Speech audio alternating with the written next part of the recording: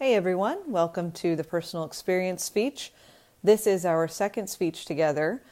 I wanted to give you kind of an overview, like I did with the first one, that gives you a general idea of what to expect. Now, most people usually ask, like they would with papers, how long does it have to be? They want to know how long the speech has to be. So this one is 3 to 5 minutes. It needs to be within that time frame. Again, there's always that leeway of 30 seconds on either side of the minimum and maximum. But shoot for somewhere between 3 and 5 minutes. Essentially, this story is also about you, as it was similar to that in your first speech where you needed to come up with a motto. This is a story that is a focus around either you yourself or something that you experienced that had an impact on you. So you don't necessarily have to be in the story, as in part of the people that are involved in the process, but you do need to have some sort of influence or impact that happened because of that story. But essentially, you are the focus here. For this one, you do want to have a major point. So in a way, it's similar to what you found when you looked for your motto or your quote. This is the major point to the story, or the moral to the story, so to speak. It's your thesis. It's your major claim. So what did you learn from the story, or what was gained from it, or what was lost from it?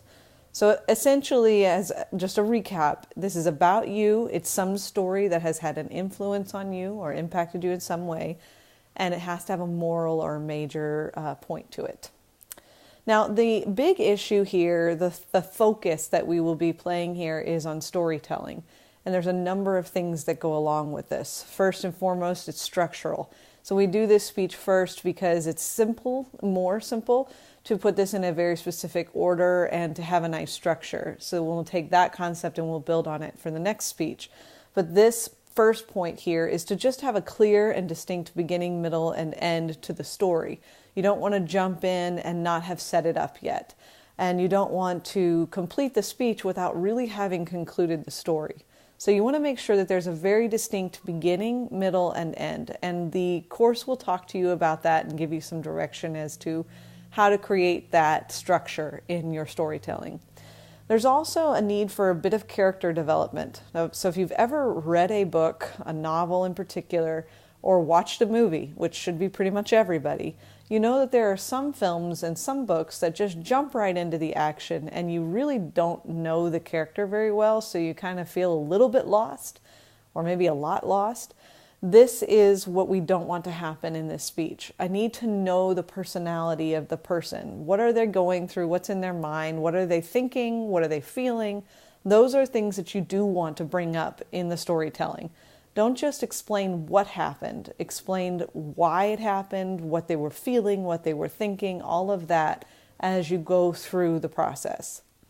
And then also consider scene description as well. So again, if you've ever read a novel, you know there are some authors that will spend pages describing what a scene looks like.